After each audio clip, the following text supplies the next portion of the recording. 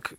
All right, we're rolling. Planet B Presents. Cult and Culture Podcast. Welcome to episode 57 of the Cult and Culture Podcast. I'm Justin Pearson. And I need to throw up. I'm Luke. This is part 3 of the Oak Cliff Film Festival. Yes. This episode features Albert Birney, who created OBEX, which is what we're going to focus on. There it is. I will draw you with my computer. Looks good.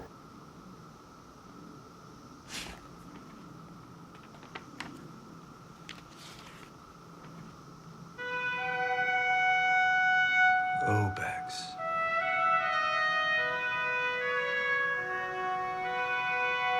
A breakthrough in interactive gaming that puts you inside the game. Can you make it to the end of the maze and defeat the demon Ixaroth before he eats your mortal soul? Film yourself from a few angles and tell us a bit about yourself. What is your name? What are your hobbies? Do you have a pet? I do. Where do you live? Who are you? Using state-of-the-art technology, we insert you into the game. He also did Strawberry Mansion. He did a couple other films, but this was like kind of like one of the hot films of the festival that we were at. Mm-hmm. And it touched upon quite a lot of stuff. It has like this sort of retro Tron vibe, but like super lo-fi that I think a lot of people now in the 20 25 year whatever decade this is called, that people are trying to like achieve, like trying to like degrade stuff. Yeah, to try make to it, mimic it with the technology at our hands today. yeah, to have like cool retro shit, and can't. And he nailed it. Yep. So there's a lot to this podcast, and we'll get into it, but a lot of it is like the aesthetic of the film. Mm-hmm. And I think it's really important that, because he kind of explains how they try to like make it, quote unquote, like shittier, like, so it's like a VHS kind of vibe. Yeah. And then the struggle with trying to make it seem authentic and legit. And I think that's cool, because I think a lot of people do just kind of like cheapen things by, Yep. I don't know. And it's filmed in his house with his dog, which is awesome. His dog is awesome. Yeah. Who's also a star, which is weird too, because on the film's Wikipedia it doesn't list her as one of the actors, and that's kind of offensive. But the dog is awesome. The dog is so awesome. And I think also too, like the storyline, I mean, when you see the film you'll understand what it is. I don't want to give too much away, but I think it's cool that it's like a man in search for his dog. I think that's kind of cool, instead of like the typical like patriarchal story of a man in search for like the princess or whatever it is. Yep. I do really like this podcast, how it dived into the actual filmmaking process. And he, broke down a lot of the techniques that he used. Yeah, thought it was fucking cool. Even the film score too, because when he was collaborating on that, they were like making demos, and they were just kind of like, no, this is good. These like lo-fi versions are great, and that was cool to really. I mean, obviously, if you're watching this podcast, you know something about what we do, but like the whole like vibe of Planet B kind of has that like aesthetic, like a sort of retro vibe, an authentic one. And so it was cool. Like I felt that, I connected with that. I thought it was really rad that he focused on that as well, even on the musical aspect of it. So yeah, I guess we should just dive into this. Again, this is episode 3 of a 5-part series of Oak Cliff Film Festival. So we hope you enjoy this, and we will see you on the other side of the podcast. Thank you very much. Right.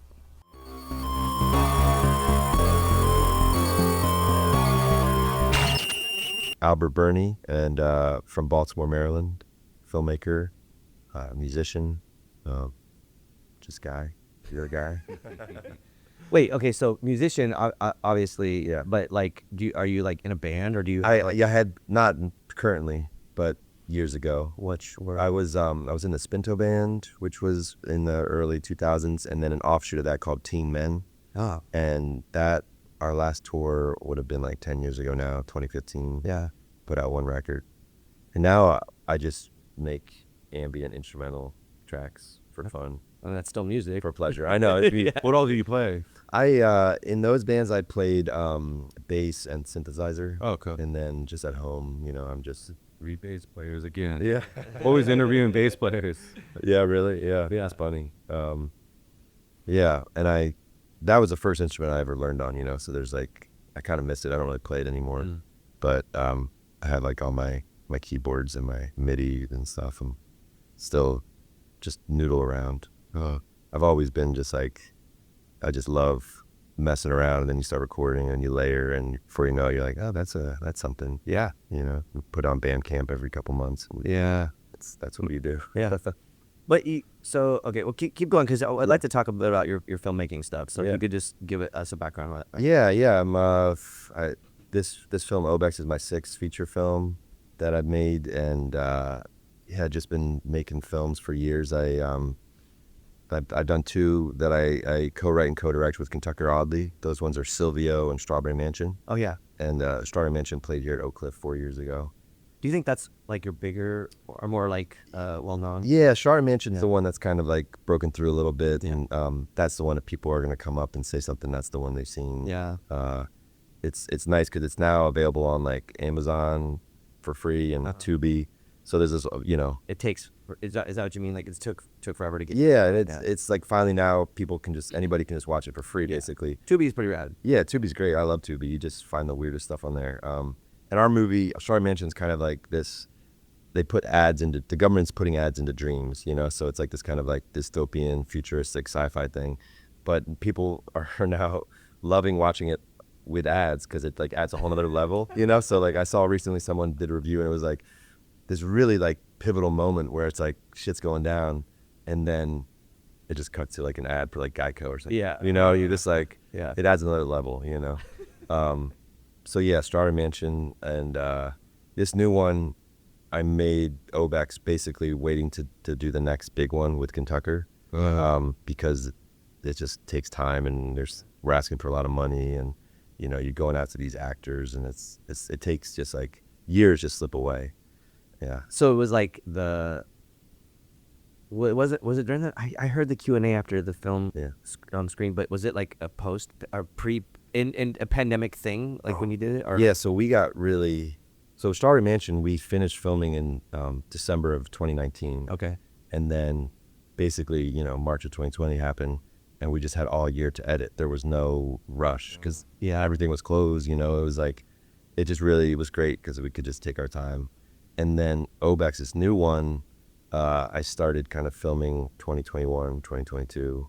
And again, because it was just me, we had a really small crew, just me and my friend Pete. Yeah. Just 2 of you. 2 of us. Yeah. Wow. Yeah. In your house. In my house with your my mom, dog. when your mom. Yeah. And my mom. And, it was just like, And then- having fun. But there are other people in the film. Right. Yeah. So the first half of the movie is just me and my dog. Yeah. And then the second half of the film kind of opens up a bit. Yeah. And we brought a couple actors in. Frank Mosley, who's here from Dallas, and Callie Hernandez.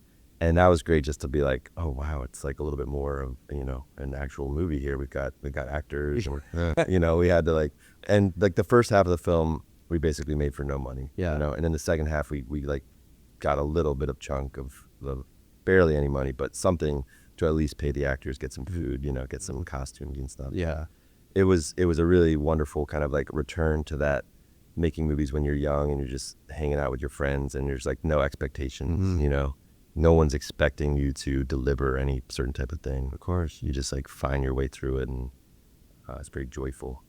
And do you think this one will get to where like your other films were, Hopefully, it's the way I look at it, like they're all kind of connected, the films I make with Kentucky, the films I make on my own, they're all swimming in the same kind of river of inspiration and So yeah, this one when it's gonna Oscilloscope is distributing it. They're gonna put it into theaters in January. Oh, so you're like 26.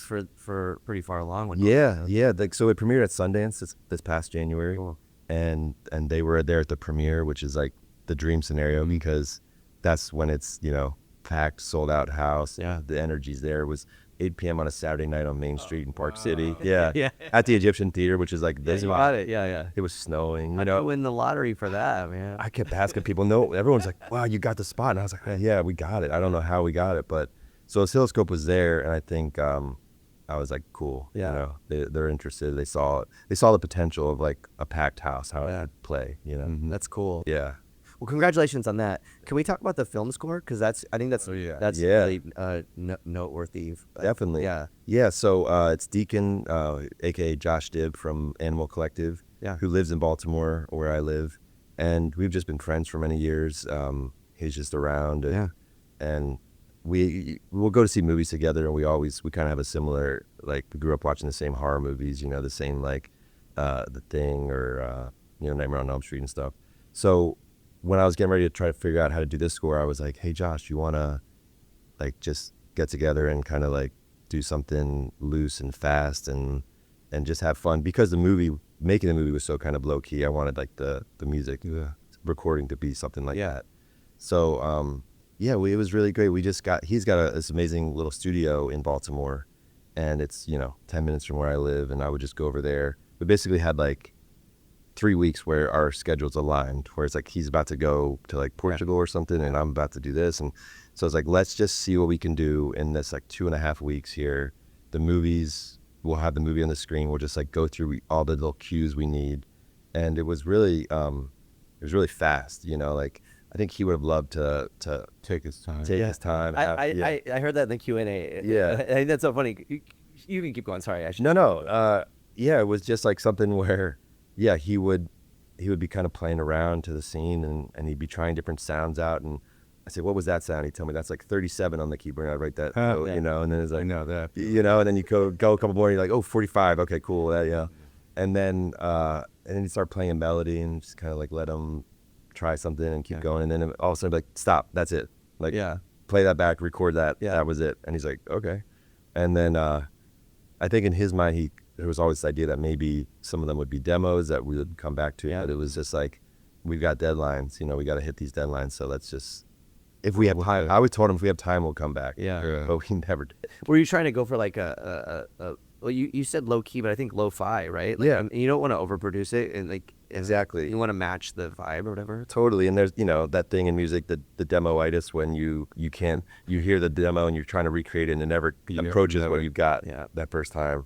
And that's kind of how the movie was made. There wasn't any like stopping or looking back. It was just like, we've got 5 days to shoot the first half of the film, and let's just make sure we get enough, And I think eventually he kind of came around when he saw the final film and how I'd used the music and put it, It's cool. Some cues got moved around a little bit, like he thought it was going to be here, and I realized it played better over here. But it was a lot of fun. It was I love just the editing, the post-production, the music, all that is so different from like the shooting, which is like so much stress of like, what if it's gonna rain today, or like we're gonna run into all these problems. But by the time you're in the studio just like playing around with synthesizer sound, it's like just so cool. Were you originally going to do it by yourself? Yeah, there's always that, like, because I love doing music. But I think opening it up to other collaborators, you can, if the movie has enough time for that, or if people are excited and you can find people that are on your wavelength, it always kind of, it enhances it, or it kind of goes deeper than you could have ever imagined, or like that thing that happens when you put two heads together and then there's like a third thing. You're like, where did that come from? That wouldn't have come from me, wouldn't have come from him. Yes. But now it's there, and that's like that's like the dream, right? Yeah. Then you're just like, oh, that's cool. I owe all my musical shit to the people I collaborate with, because I don't think I can do it on my own, Yeah. Yeah. It's special. Oh, I know. But it was cool when I watched the film and then I waited for the credits and I saw Dan's name and I was like, oh shit. And then I kind of put it all together and heard you talk about it a bit. But that's cool. And I think having someone, I mean, I'm not trying to like dumb it down or whatever, but like having someone like with that name, with his name and his credibility as part of it elevates it. Yeah. It makes it like rad. I mean, he's your friend, but like it's also rad just to have like, oh, this guy is part of this thing. Yeah, totally. And you know, Josh had scored with one of the other Animal Collective guys, had scored my partner's feature film Crestone. And so I watched how they did that. Yeah. So I saw like, okay, this is cool. And I think when I first asked him, he thought it was going to be maybe like a couple of the members of the band. And I was like, Josh, if you're down, like, I just kind of want you. Yeah. You know, I just wanted like this thing between the two of us. Yeah. Like, no offense, it'd be great if it was a bigger thing or whatever. But I just know when you start to like include people, too many cooks in the kitchen. definitely, it's harder to get that kind of just like you and I are vibing here and we're just kind of playing around, you know. So I think with film though too, I'm always like, oh, film score, put it out on vinyl, and like, you know, makes like another element a thing. Because when I was a kid, I was psyched to get like, I don't know, like Texas Chainsaw Part 2 and stuff like that, whatever, you know, film score on vinyl. It'd be great to do that. definitely, I still go into like a record store if they have like a soundtrack section. Vinyl. I mean, you get some gems in there. Yeah. Hell yeah. Stuff you've never even like heard. Like, I didn't know they did this. Yeah. You know, this like weird Ry Cooder score of this Western that I've never seen, but like, it's a great album, you know. I mean, I think that like it's kind of becoming a little bit more popular to do that. They're repressing a lot of like, I have a lot of original horror ones, like Children of the Corn, Hellraiser, all of them. Oh, yeah. But I couldn't resist. They released Phantasm, and that score is the greatest. So I kind of just paved and paid to get the new one. Right, The the new new press. Got to have it on vinyl. Yeah. I mean, That's cool. You could do that, I'm sure. Yeah, I think Oscilloscope kind of keeps asking like about, you know, soundtrack. Yeah. And I think, Enjoy the Ride, you know them? I don't think so. Enjoy the Ride's killer. Yeah. They put out music. Yeah. Yeah. Like they did a film that we worked on, but they have like crazy shit like Teenage Mutant Ninja Turtles and stuff like that. I'm like, oh, whoa, all right. Yeah. Yeah. Same thing as that. And yeah. That's cool. Yeah. Packaging is like wild, which is Right. awesome. Because there's so much that's the aesthetic in your film, the vibe is like really a driving force. So I think you could probably match that. Oh, definitely. And, you know, we have plans to try to make a video game to release too, you know. Yeah. Because the movie is all about, you know. Yeah, can you want to explain that? Yeah. It's the movie is called OBEX. It takes place in 1987, and it's this character that I play who's just kind of a shut-in, and he has this old, you know, computer from that era, this old Mac, and sends away for this new game called OBEX that is going to be the most state-of-the-art type computer game that puts you in the game, you know, in 1987. Ways like you're supposed to film yourself and then you send it away and then they send the game back, and he gets the game back and turns out it's just really bad, and so he kind of like ejects it and stops playing. But then you know, stuff starts happening around the house and kind of that like, are we still in the game or where's the line end? And not too many spoilers, but his dear dog gets kidnapped by a demon from the game, and he has to embark on this, you know, journey deep into OBEX to rescue the dog. That part in itself, I love dogs, and I was just like, oh my god, the dog. Yeah. yeah. I really needed to know. This movie really started kind of like the first seed was because we got a dog, and it just kind of changed my life. You know, you're just like, because I grew up with family dogs and, you know, cats, and I'm a pet person and all that, but like never had my own dog. Yeah. You know, where you're just like, this is my baby. Yeah. You know, and it was like that weird thing where I was like, I thought I was always a cat person, but maybe I'm a dog person. You know, like I think this dog has like taught me how to love. You know. Yeah. And, They make us better people. yeah, totally. And like gets me out of bed and gets me on walks and just the innocence and, you know, all the things that everybody talks about. I'd heard for years, then all of a sudden it's like, oh, I get it. Yeah. You know, and it's She's a great actress too. oh yeah, she's incredible. She Pete and I were always joking, like, because it was just the two of us in the house, so it wasn't too hard for her because she was just kind of hanging out. But she'd be like upstairs or something, and we didn't know where she was, and Pete and I'd be setting up the next shot. I'm like, okay, let's have Dorothy sitting here on the sofa, and then you'll be over here, and we'd kind of be like in the light setup or whatever, and we'd look back and she would be there. Yeah. And that happened like 10 times. It was like she just knew, you know, like where we needed her, and she hit her mark. And if we needed her to like bark, she would, you know, we'd do a little knock off camera and she'd bark. And just like, you know, it's one of those things where everyone's like, oh, you should get her in, you know, acting in commercials or other movies. And I'm like, I don't know, man. This was just her perfect scenario. Like it was with her dad and in her home, and you take her out of that and she might be just like, biting people or pissing and shitting everywhere, and just like she's not a trained yeah. I mean, probably she should be pissing and shitting if she's gonna do it, but yeah, right. I think it was really cool, and it was very special. And I mean, the film is great, but the dog element really like sealed the deal for me. I was like, God damn, this is great. I mean, people love dogs, and it's so nice. I mean, I love watching animals on film too. You can just really like something to like latch onto. And I will say we had an earlier cut of the film. This is not really too much of a spoiler, but we had an earlier cut of the film that was about 15 minutes longer, and it had a much different ending, and sad to say, like an ending that doesn't end well.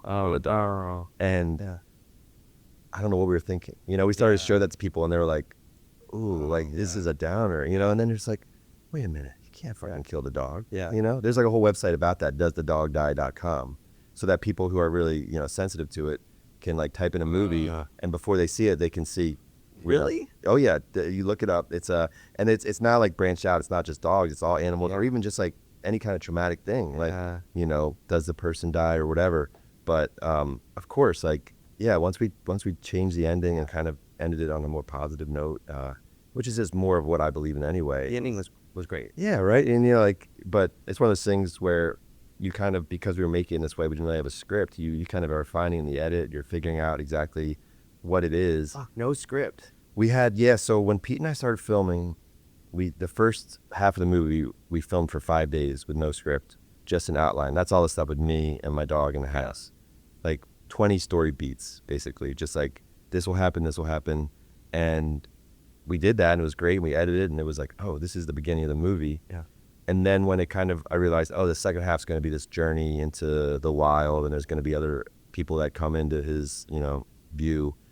Then we wrote a script that was about 25 pages, and just as like, now it's a little more unwieldy, and you want to like, if you're gonna fly someone here from like Texas, you want to make sure that they know what they're doing, and like you have the right costumes and the props and everything. So it started with no script, and it very much, even in the edit too, we kind of abandoned some of the script and some of the scenes, and like I said, found the right ending in the edit. But again, it's just like when you make a movie this way, it can be very loose and free, and like trying things and experimenting. And whereas like if a bigger budget movie, you have like a really hard production schedule you can't break. You've got actors that are only good for this amount of time. And another reason it was great, I could do like reshoots for myself. Like, oh, I need an insert of my hand, or I need to like get another shot of Dorothy sitting on the sofa. I can just like grab it real quick.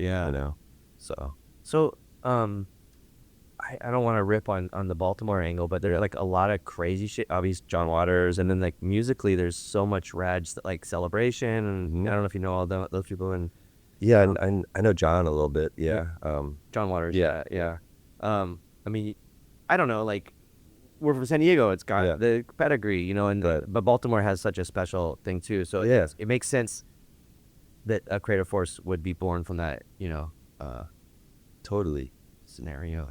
No, I mean, I love Baltimore. I grew up there, and I moved away for years. So like, how old are you? 43. Okay. Yeah. So I went to school up in Syracuse, and then I lived in Rochester. So I was like upstate New York for like a decade, and then felt that pull to kind of come home with where our family's based out of, but also just like I was living in Brooklyn, getting ready to make Silvio. Kentucky and I were, and it was just going to be so hard to do it in New York with like the permits and the costs and all of it. So that was like, oh, we could do it in Baltimore, and it's going to be a lot cheaper, a lot easier. Yeah. So I moved back 10 years ago to Baltimore, and just it was like, oh, this is it. This is home. I can do my thing really, really cheaply here. And I was able to like buy a house, and I taught film for about 5 years in Baltimore and animation. And it's the way I always think about it is like making film or making art can be so difficult, or there's like especially film, you're like kind of doing this insane thing. You're like going against the rhythms of the universe. You're like stopping time. You're getting this crew together to do something that's like, is really weird, And so as many like obstacles that you can kind of like bypass, or like, in Baltimore, we didn't have to get permits to shoot in a supermarket. We would just go and ask them. They're like, yeah, come on in. Oh, You know? yeah. It's like, whereas in New York, you got to like pay, you know, thousands of dollars, or you find this paperwork or talk to this film commission, or all these things that are just like adding extra levels of stress and time and money and all this stuff. So it was like, in Baltimore felt like, oh, I can do the thing I love to do and do it in a way that's not as difficult as other places to do this, you know? I mean, not to riff on John Waters too Yeah. much, but that's probably how he, like, if he didn't have that freedom, Oh, yeah. you know, you have 100%. Yeah. And he's still, you know, he's still around. You still run into him at the bar, at the movie theaters and stuff. He came to our Christmas party the last 2 years, you know, which is like, I was going to his Christmas party for years and he stopped doing that. But like, just to have him come to our party and just, you know, really be engaged and talk to all of our friends. And, but yeah, he kind of, you know, him and Lynch started the Midnight Movie, you know, like they were doing their own thing with Eraserhead and Pink Flamingos, where you can just feel that they are their, you know, their own creative forces doing it their way, you know, and it takes years or whatever. But that, I think, is still, you can feel that energy in Baltimore, you know, with the musicians too, and other filmmakers. And yeah, it's just like, I think for a city to like, it's still, I think I think John calls it's like one of the last like bohemian places, you know, where you can still, yeah. And I think that comes through in art. You know, you hear these stories of like New York in like the 70s and just like, yeah, like artists could live there cheaply and make their shit. And, you know, as things just change and, you know, for better and worse, like it gets harder to do.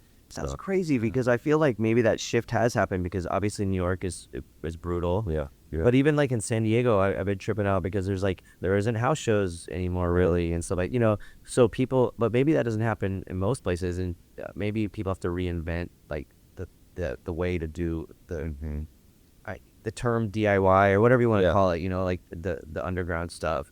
Even like in Logan, it had a scene really quick, and it just came in way with all the businesses. Yeah. It's like brewery. Gentrification. Right. There's, now they go to I mean, Baltimore's got that too, where you're like, oh, I mean, they have Johns Hopkins is just like buying that's the university buys all the like real estate, and they're just like, at some point they're just gonna like own all of Baltimore, you know, and that's a whole thing. But you know, there's still these pockets of it, and I think compared to New York or other places, and you know, so before I lived in Baltimore, I was up in Rochester, New York for 5 years, and that was one of those places too where I had like a part-time job working at a movie theater, and I had enough time and money saved up just from that job to like have another studio and to make films and build sets. And all my friends in like New York and LA would be like, what are you doing in Rochester, you know? Yeah. And they're all like working really hard. Yeah. And they're like barely have any time to do their own thing. And I'm like, I'm thriving up here, you know? Yeah. And they'd come and visit and they'd kind of understand. They say, oh, okay, I see what you got up. Because there's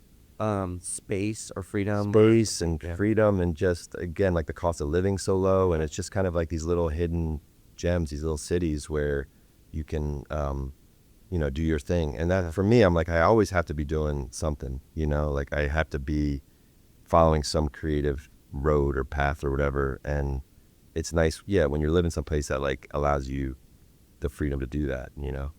And it's also like in my 20s when I was up in Rochester, I realized like, oh, I need to have jobs where I don't like bring them home, you know? Like I just have to work or like at the museum front desk or like at the movie theater, and I get there at 7:30 and I lock the theater at 11:30 and it's done.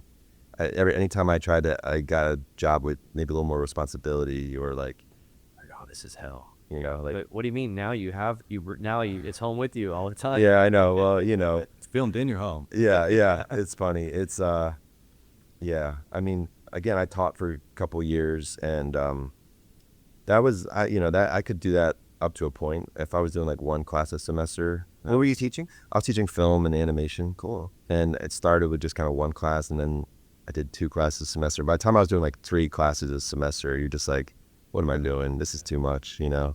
Just the needs of the students and the emails, and you know, they're always like, What do they do? they're just they're just like, oh, another like, if any of my former students are hearing this, I love you all, but you know, it's like sometimes you're just like, oh, don't bother me, please don't bother me. Yeah. That's crazy. So it's weird that, because you're talking about anime, and there's I guess it's not. I'm fucking stupid, but it's not anime. It's what Animation. No, but I mean the stuff you added to your film, like Yeah. the A lot of it's like not CGI. What is it called? well, it's just like VFX, visual effects, yeah, and like yeah. I mean, there's some computer stuff in there, and this movie especially, I really love when you can feel like the handmade element, and even if you know you're still shooting digitally and all this, but like treating it almost like you would treat old 16mm film, where you're like kind of going through frames, frame by frame, adding texture, you know, just like Making it shitty. totally. Yeah, And that's I don't what- mean that in a bad way. No, Okay. I know exactly what you mean. And people will come up and say like, that's so cool, and like kind of like lo-fi effects. And I'm like, and they're like, I haven't seen that in a while, you know? And I'm like, yeah, that's why I love doing it. Cause now everybody's doing the really slick CG, you know, computer graphics or whatever. And I just watch that, and it like, if I can tell that it's computer, I just kind of like check out, you know, it like doesn't feel real. It's interesting when people try to recreate the retro vibe, and you know that they, I don't know, maybe have too much money, or like I'm not sure. You know, like Yeah. like I feel like if you, but you have like the knowledge of like the whole. For instance, like I recorded an album a long time ago, and we tracked it like this expensive studio for the drums, and then the producer fucking ran the drums through distortion, Right. And I was like, oh, that's brilliant. Yeah. You know, like that's great. Yeah. No, and for me, I can always tell if they really ran it through like a VCR, a real VCR, or if they put a VCR filter on. Yeah. You know? And you're just like, oh, look at these people, like that. Just You can tell. Oh yeah. It's, you know, it's just there's something about it, you know.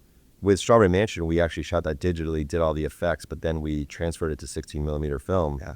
And our colorist at the time, he's like, before you do the transfer, we're going to do like a little test, a little 5-minute test. And then I'm going to get that before you see it. And I'm going to try to like recreate that on my own. Yeah. And if I can fool you, then we won't need to pay all the money to do the 16mm transfer. And after about a week or two, he's like, look, I have been trying and I can't get it. Yeah. Can't get it. It's like there's something about putting it onto film. Same way when you put it onto like a real VHS tape, there's just something that happens, and you can't recreate that digitally. I mean, maybe there's someone that can, but I have not met that person. I hate trying to like find the words, like the warmth or the Right. whatever those words are, but Yeah. it is true. I It's just a recorded thing. digitally, Yeah. put it on 2-inch tape, back to digital, and Yep. it just gives it Something. something. It's just like a soul. It like gives it this something that just can't be faked, you know? I do that with at my studio with the samplers. I have an 8-bit sampler, Yeah. and I don't use it physically, but I'll run it just to Right. get that 8-bit sound into my Right through it. MPC. Yeah. Yeah, he Changed was doing PCs, and people are like, "What the fuck are you doing live?" You Yeah. know, like, and I think it's crazy because it's like, if this shit breaks on tour, Oh, we're fucked. Right. yeah, we're done. Yeah, you're just like, it can't happen. But there's also beauty in that, you know. I Yeah. think in Oh, definitely. risk or whatever. Definitely. You know, it's like there's something that's just special about this setup, and like that's what makes it maybe sound better or look better, you know, or just feel real. Yeah. Yeah. So there's this thing, and it sucks because people haven't seen the film yet, and I hope maybe like they will be based on the conversation. But there's parts in the film where there's a screen, and it looks like it's maybe a newer screen inside of an older frame. Mhm. Did I? Yeah. Yeah, exactly. So there's this old NAC, and I found that at a junk shop, and it was like $10, and I brought it home and plugged it in. It didn't work. Yeah. And so what I did was got the screwdriver out, opened up the old Mac, and it's one of those like towers, you know, the little Mac towers from the 80s, which is the computer that my friend had growing up, and it's just like, to me, it's just, when I think of the first computer I ever was on, it was that. So it's just as like an aesthetic item, it's just like beautiful to me.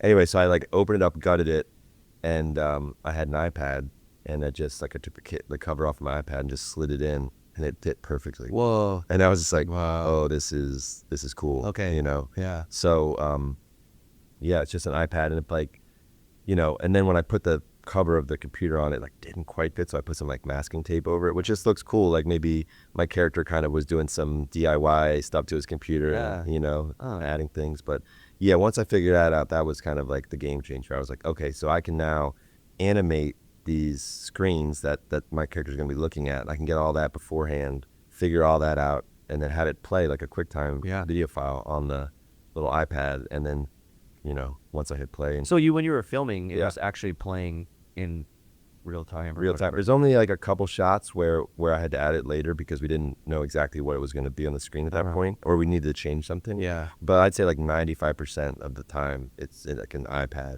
So, because, there's that thing again where oftentimes you can tell that like, oh, that screen wasn't filmed. They like inserted that screen later. Oh yeah, when they put it on top. Yeah. Because I was trying to see how that happened in the film. Yeah, in post-production, they're like, oh, they just shrunk that screen down. They put it in there. And it doesn't quite fit with the lighting, or like something about it is wrong. Yeah. And I always notice that in movies. I'm just like if I'm bored in a movie, or if I'm just kind of like, oh, that's really on the screen and that one isn't, Yeah. So I wanted to try to do as much of that as possible just to get real. But some of there was a shift towards the end of the film where it kind of went all out. Like I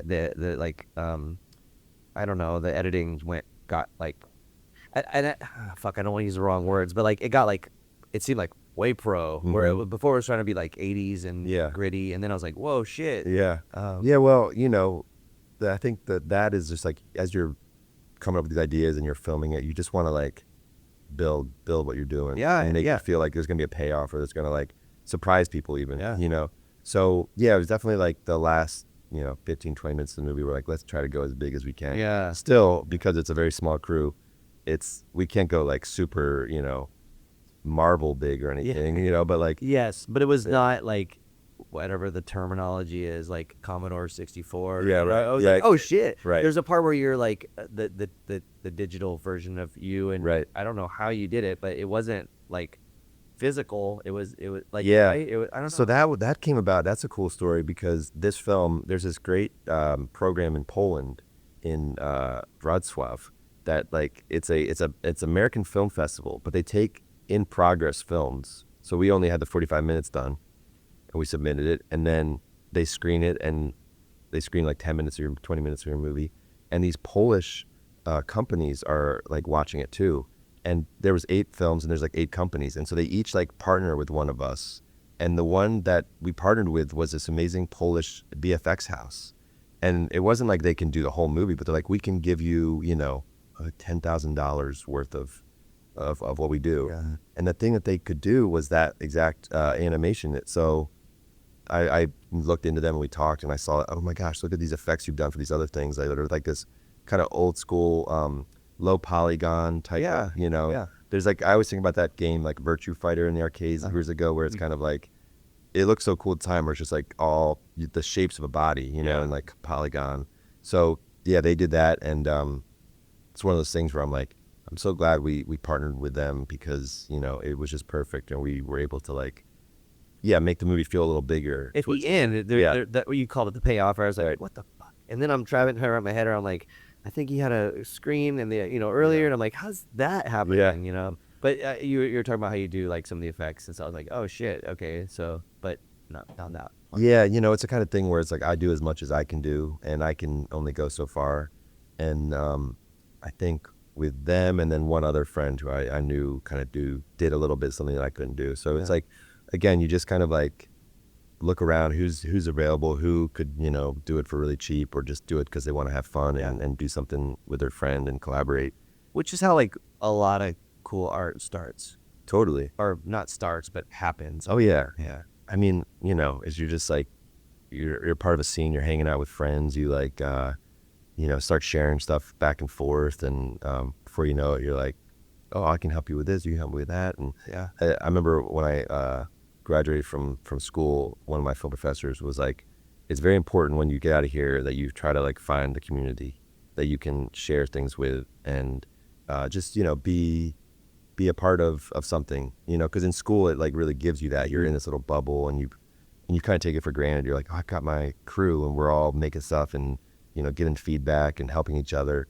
And I think as you leave school, it can be hard to have that, So Yeah. that's something I've always thought about. And I think when I moved back to Baltimore, that was a big thing of like, oh, look, there's all these people doing this cool stuff. And, all my friends know, like, if they ever need me, I'm there. Yeah. I just had a friend, Jimmy Joe Roche, who shot his first feature in Baltimore.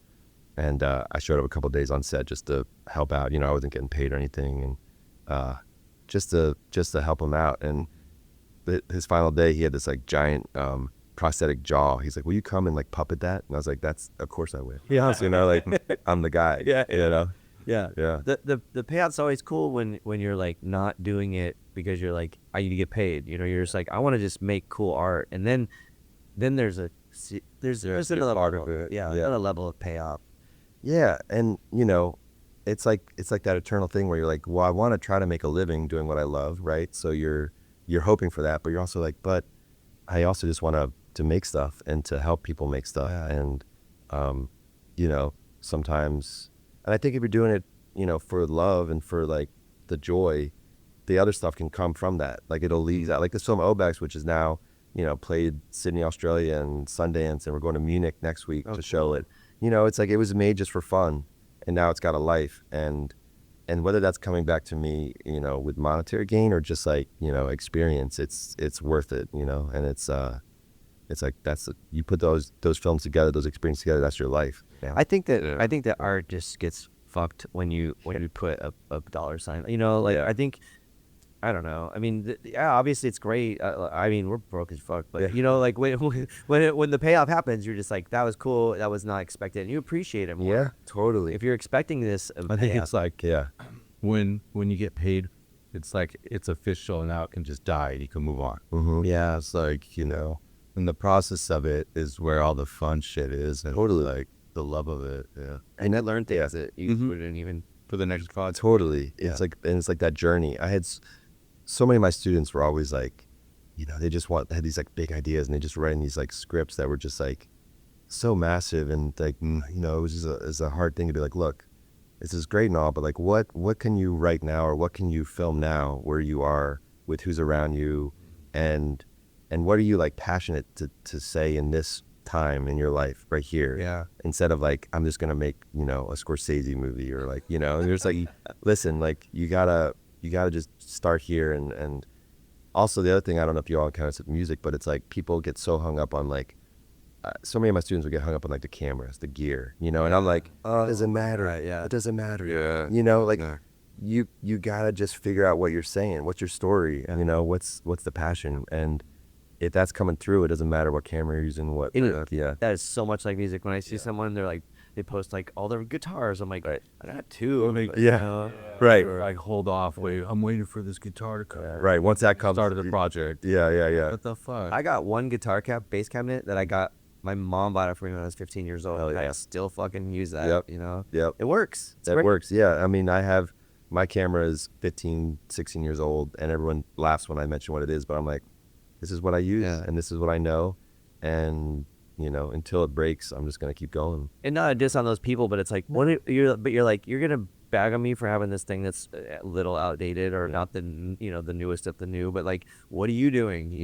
It's pretty crazy. Yeah, and at the end of the day, it's just, I think, because they don't know what they want to film or what they want to say. Yeah. So it's easy to just like think about that technical side of it, which is fine and everything. But as a teacher, I was always like, look, you got to start.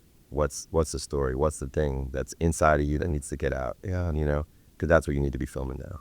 So what do you think about the film? Like, I again, like, no one's seen it yet when this airs, but like, I really was, I'm a kid of the 80s, a product of the 80s too, and so all of that resonated with me, and even like the sort of like the scenes where the map, is like, I think you said it was like Zelda or something. Yeah. Like those kind of things. But like, what? This is like maybe a dumb question, but like, what brought you to that era or totally, or whatever? Totally. I mean, that's I was a kid in the 80s, born in 82, so I just grew up with all these video games, all these movies. And one thing specifically that brought me to 87 in this film was the cicadas. So in Baltimore, there's this 17-year cicada brood, these bugs that come out of the ground. I remember that in 87. I remember it in 2004. Yeah. So it's like my life is punctuated by these moments with this bug, That footage was great while they were coming out. And that's just in my backyard, with my camera. I was wondering if it was like B-roll or some other thing, but Most of that is stuff we just were shooting. Wow. That was the summer of 2021 is all the cicada stuff. And that was even a year before we shot the rest of the movie. So you were just like filming? I was just like, this only happens every 17 years. I got to document this. Holy shit. Because it's wild, Yeah. And that, I just love, I film stuff and I don't really know where it's going to go yet, but you've got it. Like the worst thing is to feel like, oh, I should have filmed the cicadas. Now I got to wait 17 years, like, it's like, So yeah, that just like kind of helped me settle on, okay, it's going to be an 87. And then, Also, like this cicada, like sci-fi element. oh yeah. Super weird. Oh yeah, they're these little aliens that are just like underground waiting to come up, and then they come up and a couple weeks later they're gone again. You're just what was that? You know, like little aliens. Yeah, and so 87 was just okay, that's going to be the year. And then, you know, again, I found these computers, so I'm like, there's the computers, and a friend said, hey, I'm getting rid of all these VHS tapes, and I was like, well, I'll take those. You know, you just kind of like, it started to build the world a little bit. But then the stuff with the map in the second half, that all came about because in this longer version of the film that was 15 minutes longer, it got just like boring in the second half. And, you know, I realized like video games are not boring, you know? Yeah. Like when you're like journeying in a game, it's fun. Yeah. And it's like, how come this doesn't feel like that? And that's when I was like, oh, it's got to be like a montage. It's got to be like, no more talking as they're walking like this. Just get some music going, do the overlay with the map. Yeah. Just make it exciting. And we looked at like, I forget which Indiana Jones, maybe it's the first Indiana Jones, but when he like, you know, gets in the plane to fly, you know, they do the map overlay, you know, and you're just like, we're just traveling through the world, you know, and it's like, let's just do that where it's like exciting, you know. It's cool too, like, because, you know, at the end of the video game, it's like the whatever saves the princess or whatever it is. Yeah. So, you know, there's just, it was very like heartwarming, I guess, where you realize like, because in the film he asks the guy with the TV on the head, said what would be heaven, right? And he said at the beach with and then the fact that you guys were at the beach, you and the dog, that was such a it was great. It was just cooler than like you saved the dog. Right. It was like you like it transcended. Yeah, and you like learn a lesson from the game that you then apply to your real life. Because right, I think like the films that I love the most are you feel like, okay, the character's gone on some kind of journey and come out the other side and they've learned something, right? Yeah. You know, it's just like whatever that is for Connor in this case, it's like go outside, you know, like like go outside with your dog. That's like, why, because he did go outside with the dog, but he wouldn't open the door for the neighbor. Yeah, he kind of like he's got his little backyard scene, but he's kind of a total shut, and his neighbor brings the groceries, and he played this video game basically that like, you know, again, not too many spoilers, but it doesn't really matter. But you go on this journey, and you're like, is this the game or is this him in this weird, you know, middle ground or whatever? But at the end, he realizes, oh yeah, I've beaten the game. And that was great. I rescued the dog.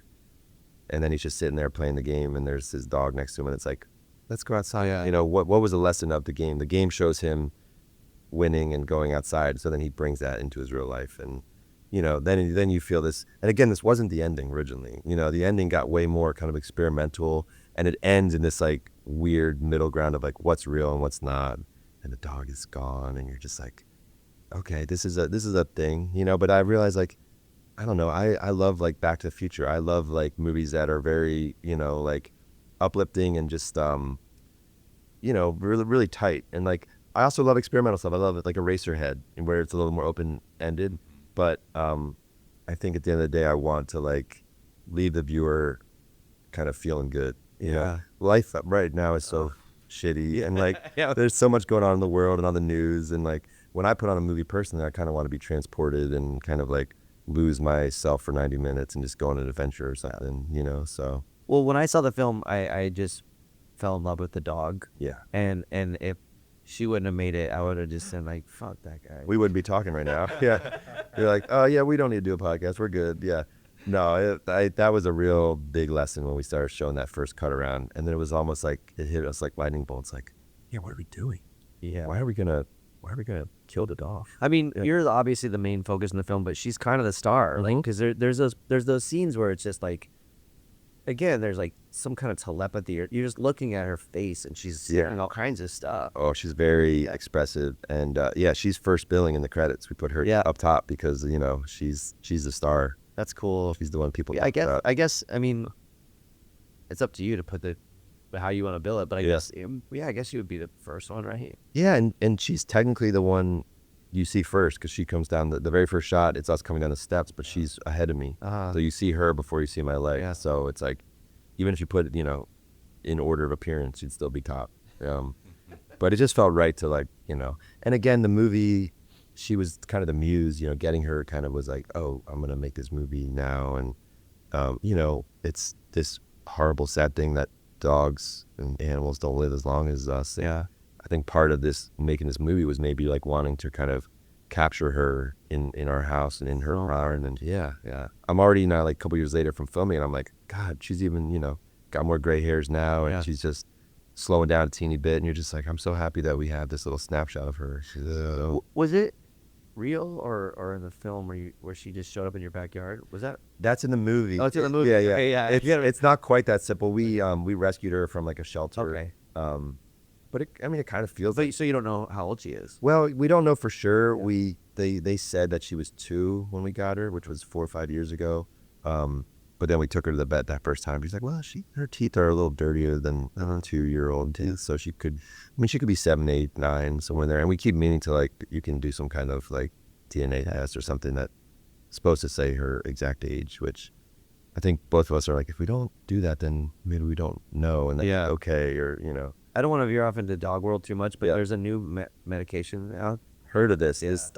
And some people are like, fuck that, but I'm like, no, I'm doing it. I'm ready. If your dog's 10 or older, you get there's stuff. It extends their life longer. Yeah. I already major too. What is it, like years? I think. I mean, I would fucking do it for a month, right? Like it doesn't matter if it's gonna make my dog live a month longer. That's a month of awesomeness. That's true. That's true. And I've been following that, and I'm like, is this gonna be available to the public yet, or like it's kind of. And then I saw something that it's like it's for certain types of dogs or bigger dogs. Yeah, they're making it different variations. Yeah, I know, and I'm just like, oh, let's please, can we get this into Dorothy? It's happening soon, so I mean, I have a vet appointment on Monday. I'm gonna talk to him. Cool. Not about that. I have to take him for something. Right? Check it out. But I'll be like, what's up? I want to know about this. I'm sure they are probably following it along and getting asked about it. So I know. Everybody's just kind of like. It's big. All the time. It's like you can make them do like Pet Cemetery. Yeah. Or talking. You're like, whoa. Oh, I wasn't expecting that. It's about time though. It's like, oh, you make your boner last longer. Right. You're like, we want our dog longer. That's screw our boner. Yeah, that's good. Care about dicks. I know. Please. On that note, I was gonna say, are you familiar with this story, John Teeter, a time traveler's tale? I don't think so. No. So it's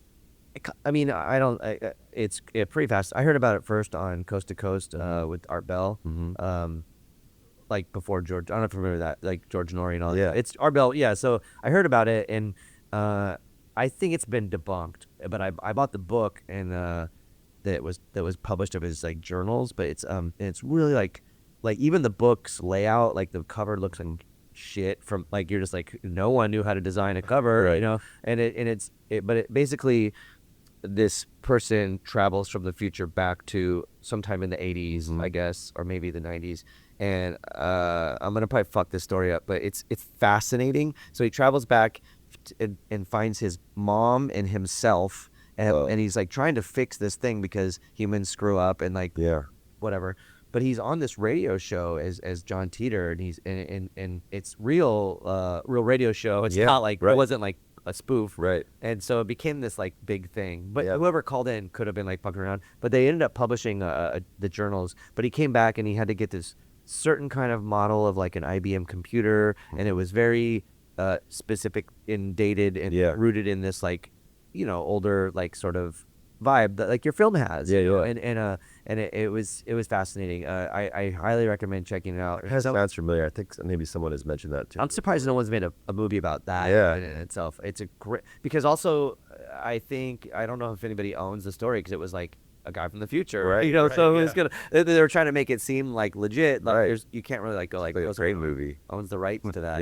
Yeah. I love time travel stuff and just like this idea of coming back and having some sort of like message or trying to get back or. But what if you came back to yourself as a then it's like, well, how do we do that? Right. There's like the Back to the Future thing where you start disappearing. Right. But it crossed my mind a couple times when I was watching the film, and I just wanted to ask you if you knew about it. It is one of the coolest stories, and how he brought up the older computers. I mean all that stuff. I feel like there's so like. People have asked me like, well, why not do it in 2004? Another cicada summer, and I'm just like, the computers aren't as cool. Like they just don't look as cool. Maybe it's just because that's my era, and everyone's kind of stuck in the era.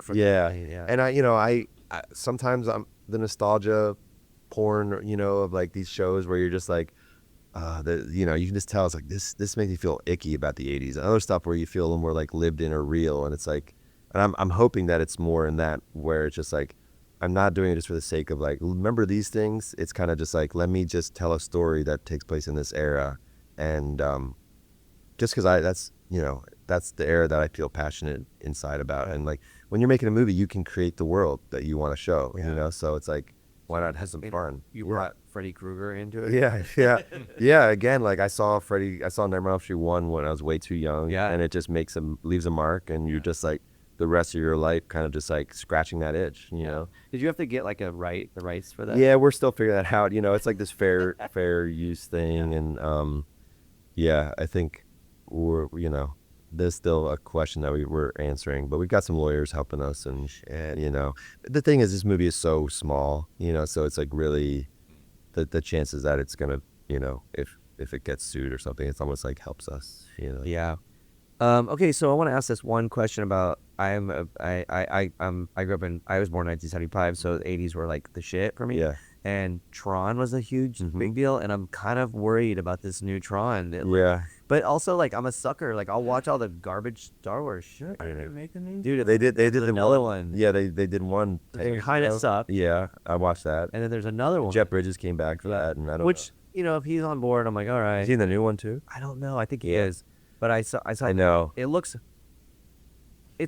I'm gonna be like, why did I fucking say that? But it looks kind of cool. I know. And this the thing is, I'm like, oh, it looks cool, and then you go, and then like the Jurassic Park ones they've been making. The first Jurassic Park was such a huge film for me, and I just loved it. And then, they start like the last one, whatever it was, Jurassic World 3. I don't even know, but in the trailer they were playing the theme from Jurassic Park, the John Williams score, and then Jeff Goldblum and Laura Dern show up in the trailer. I'm like, oh, I know. Yeah, I thought the same thing. You get hoodwinked again, and then you give them your like $15, and you go there and you're watching like this is garbage. This is shit. This is like just doesn't work, and they're just trying to get back to that spot. So, yeah, I know. I think it's like it's this thing where our culture is just kind of stuck in this like feedback loop, and it's so rare. Like all the Star Wars ones, I stopped watching. Bums me out. Yeah. I'm like, God damn, I have to waste my time on that rules. I know, and there's so many, and then people are like, well, "This one's pretty good," and then you go watch, you're like, "Oh, it's not." People tell me there's new Andor, and I'm like, I'm bored. I know. It's good.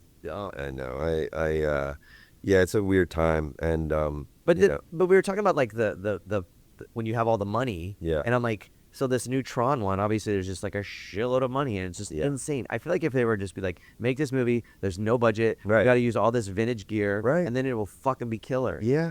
And it's like they just are afraid to do that or something, or they're like they don't even care about making something good. I think that's also part of it now. They just know they can make garbage. A bunch of dipshits like us that are gonna go watch the movie. I know, because we're. I know, and I think about that. I'm like, I need them better to do. Yeah, I need to stop giving them my fucking. I got a lot of things better to do. I'm still gonna fucking watch that Tron movie. I know, because they know exactly just what little buttons to push that get us. The little. Yeah. If someone was like, yo, we hired this new guy, and he's using all this vintage gear, and he has no budget, I'm like, fuck, that's gonna be great. Right. Yeah. I know, and that's like also you're like.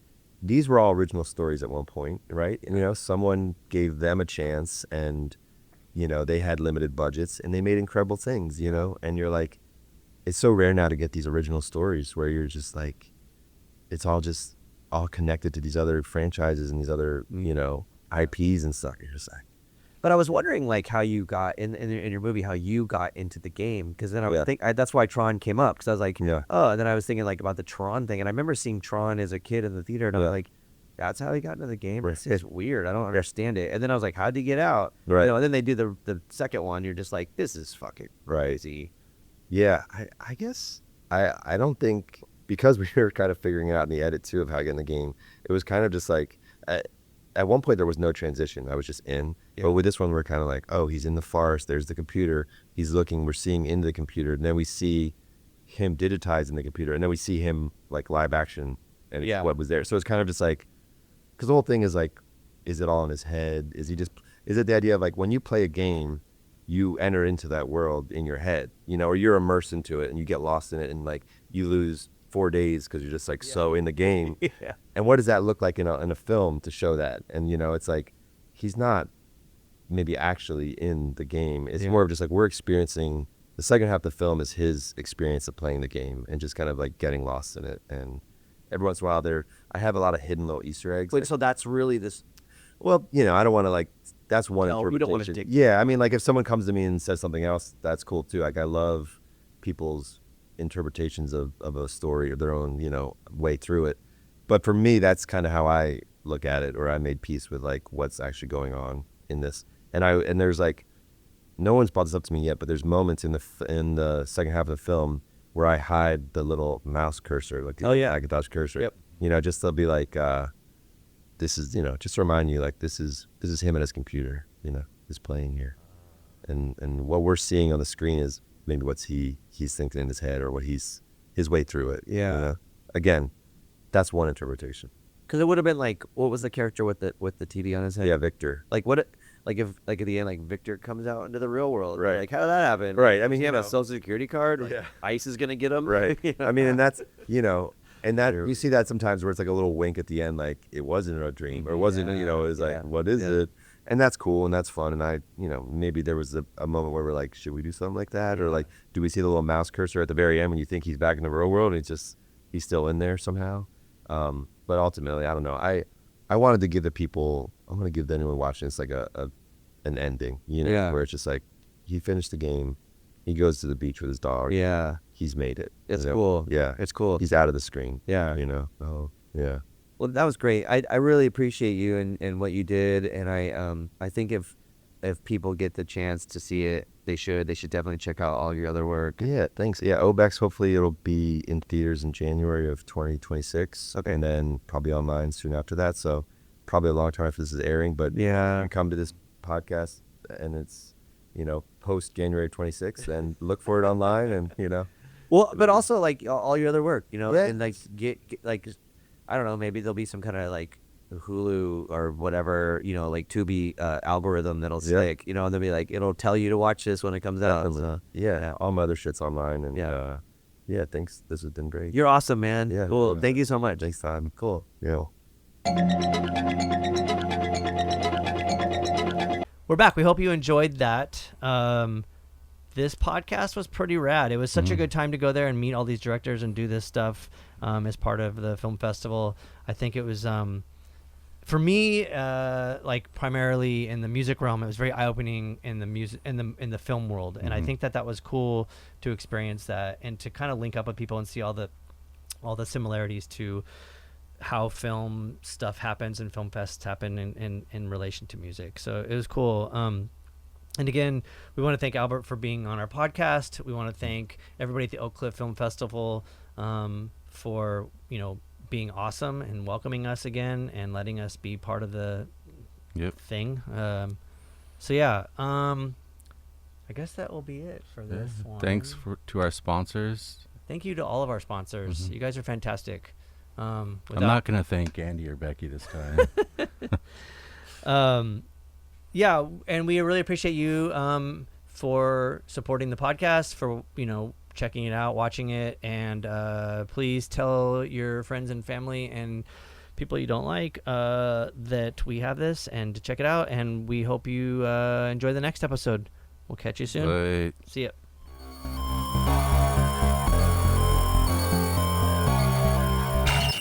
Cult and Culture is a Ruinous Media podcast proudly sponsored by Earthquaker Devices, Heartwork Coffee, Diadario, Kindred, Smashed Plastic Record Pressing, and San Diego Food Shed. Planet B.